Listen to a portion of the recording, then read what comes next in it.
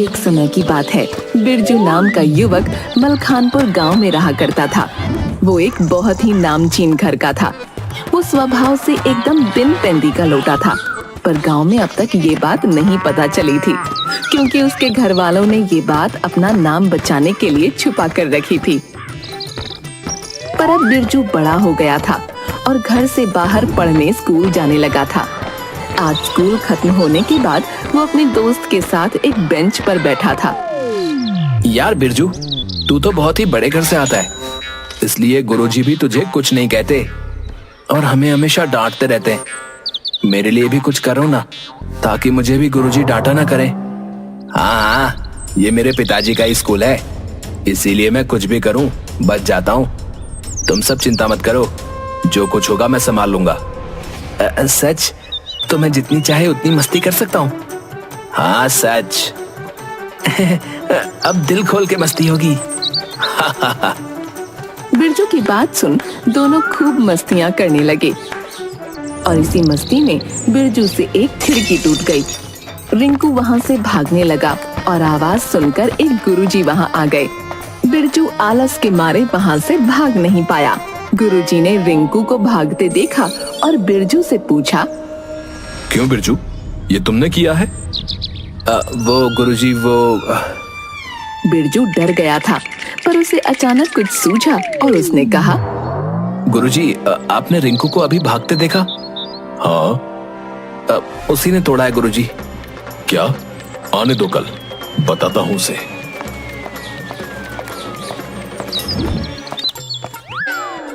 बिरजू ने रिंकू से अभी वादा किया था कि वो उसे बचाएगा।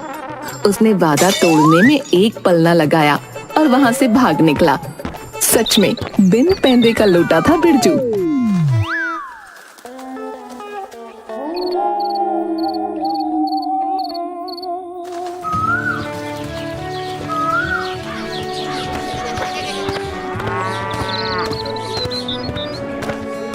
कुछ दिन बीते और बिरजू स्कूल से अपनी साइकिल पर घर लौट रहा था। तभी उसे रिंकू दिखा। उसने अपनी साइकिल रोकी और उससे कहा, अरे रिंकू, इतने दिनों से दिखे नहीं, कहाँ थे? अरे वो जो कांच टूटा था ना, उसी कारण नहीं आया। गुरुजी ने घर पर बता दिया और कुछ दिन के लिए आने से मना कर दिया। अच्छा, बड़े दुख की बात है, पर तुम्हारा नाम लिया किसने? पता नहीं। अच्छा आओ, आम के पेड़ के पास खेलते हैं। हाँ चलो। दोनों आम के पेड़ की ओर चल पड़ते हैं। वहाँ पहुंचकर देखते हैं कि एक पेड़ के नीचे गुरुजी विश्राम कर रहे हैं। रिंकू, इन्होंने तुम्हें आने से मना कर दिया था ना? हाँ, आओ बदला लेते हैं, सारा जिम्मा मेरा। पर हम करने क्या चाह रहे हैं? बताता हूँ, पहले इन्हें हिलाकर देखो, ये गहरी नींद नहीं है ना?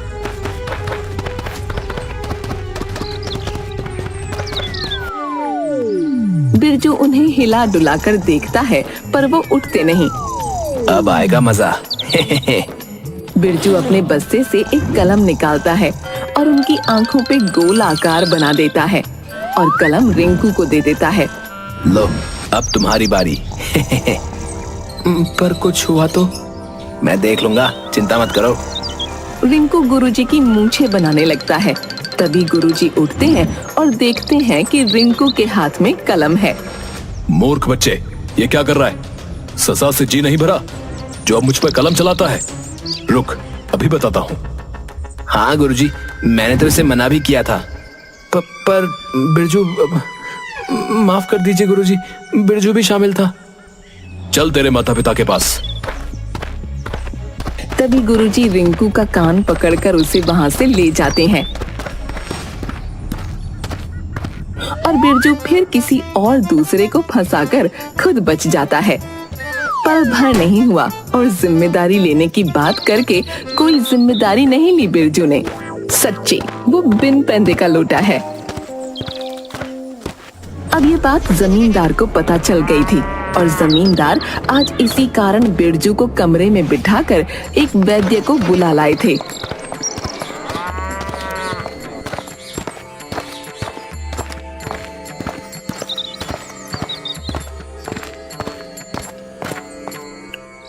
वैद्य जी, इसकी बुद्धि का कुछ कर सकते हैं? कोई मंत्र या कुछ, पर आखिर इसे हुआ क्या है?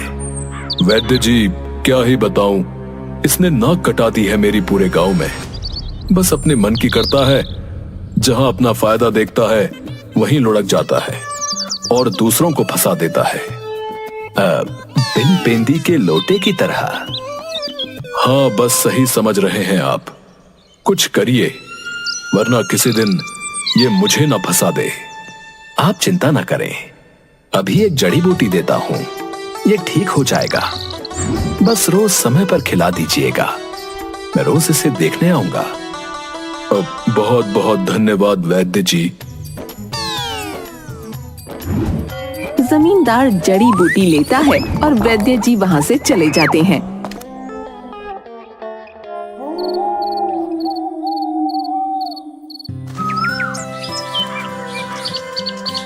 कुछ दिन हो चुके थे और बिरजू के स्वभाव में बदलाव आने लगा था। जमींदार खुश था कि अब कोई शिकायत नहीं आ रही थी।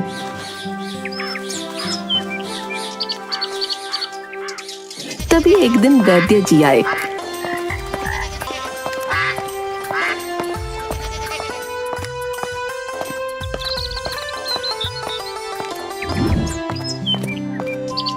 अरे बेटा बिरजू, सब ठीक तो है ना?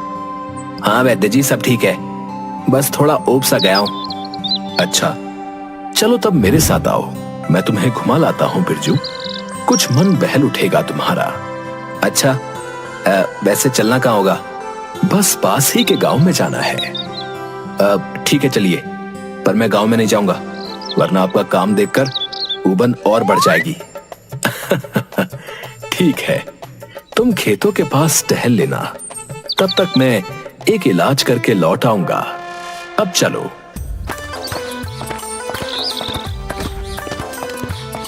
दोनों गांव की तरफ बढ़ते हैं।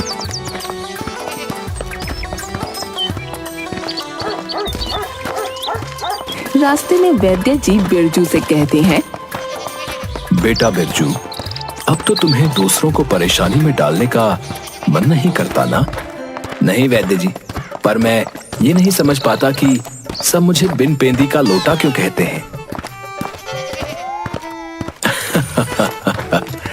जो इंसान मौका देख अपने स्वार्थ से कहीं भी लुढ़क जाए, उसे बिन पेंदी का लोटा कहा जाता है। अच्छा, तो ये बात है, पर मैं क्या करूं इसमें? मैं डर जाता था और फिर ऐसी हरकतें कर देता था। हाँ, पर अब तो तुम ठीक हो गए हो, मैंने उपचार जो कर दिया है तुम्हारा।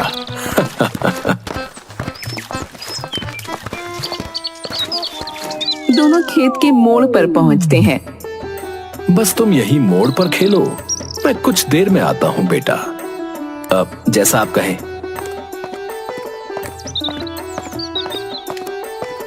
ये कहकर वैद्य वहां से चले जाते हैं और बिरजू सूखे धान से भरे खेतों को देखता है। तभी उसे वहां एक माचिस पड़ी मिलती है। अरे ये माचिस, लाओ इससे कुछ जलाया जाए।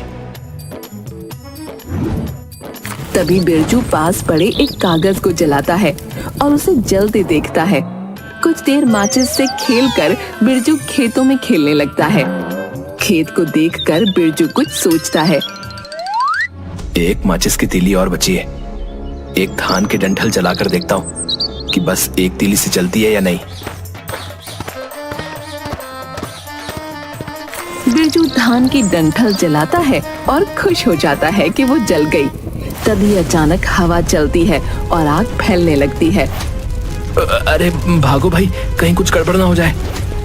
बिरजू मोड़ पर माचिस फेंककर काफी दूर भाग निकलता है और दूर से देखता है कि आग फैलने लगी है। आग देखकर वैद्य जी दौड़ते हुए आए और माचिस लेकर खड़े हो गए। देखते ही देखते गांव के कुछ लोग और जमा हो गए और वैद्य जी से सवाल जवाब करने लगे। तभी बिरजू भी पीछे से वहां चला आया। अरे क्या बात है काका? अरे बेटा, इस खेत में आग लग गई और ये वैद्य जी यहाँ अकेले खड़े हैं माचिस लेकर। अरे मैंने कहा ना कि ये माचिस यहीं पड़ी थी और मैंने तो इसे बस जांचने के लिए उठाया। ये आग किसी और ने लगाई है। बिरजू तुम ही बताओ इन्हें, कि मैं तुम्हारे साथ आया था। मैं क्या बताऊं वैद्य जी, मैं तो बस अभी अभी घर से आ रहा हूं और देखा कि यहाँ भीड़ लगी है। अरे बच्चे का नाम लेते हो, वो तो अभी अभी आया है, चलो हमारे साथ तुम।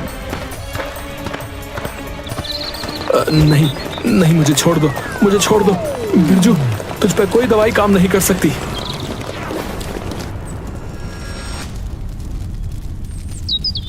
सब वैद्य को लेकर चले गए और बिरजू ने कहा, सची है, मैं बिन पेंदी का लौटाई हूँ। बिरजू हंसते हंसते अपनी जीभ बाहर निकालता है और बिन पेंदी के लोटे की तरह फिर कहीं आगे लुढ़कने की तैयारी करता है।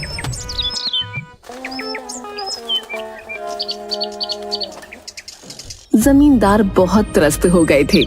बिरजू का इलाज कैसे करवाएं उनकी समझ में नहीं आ रहा था। वो परेशान होकर खुद से बातें कर रहे थे। पता नहीं ये मेरा बेटा कब समझेगा। बेचारे वैद्य जी अब किसी का इलाज ही नहीं कर रहे इस बिरजू की वजह से। लगता है कि इसे इसकी ही दवाई का स्वाद चखाना होगा, तभी ये समझ पाएगा।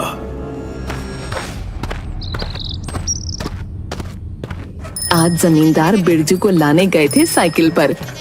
बिरजू स्कूल से बाहर आया और अपने पिता के साथ बैठकर निकल पड़ा।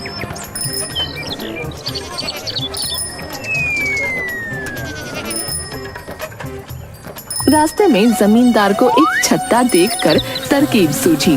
उन्होंने पेड़ के पास साइकिल रोकी और बिरजू से कहा, बेटा बिरजू, शहद खाने का मन हो रहा है। हाँ पिताजी, खिलाइए खिलाइए। वो छत्ता देख रहे हो, उस पर पत्थर मारो और फिर साइकिल पर बैठ जाना। ऐसे मधुमक्खियों को दौड़ाकर हम पीछे छोड़ देंगे और तुम्हें शहद खिला दूंगा मैं। सच? अभी मारता हूं पत्थर। तभी बिरजू जोर से छत्ते पर एक पत्थर मारता है और जमींदार बिना बिरजू को बिठाए ही साइकिल लेकर भाग निकलता है। बिरजू भी पीछे पीछे भागता है। अरे पिताजी बचाइए, ये मुझे काट खाएंगी। बचाइए पिताजी, बचाइए, बचाइए।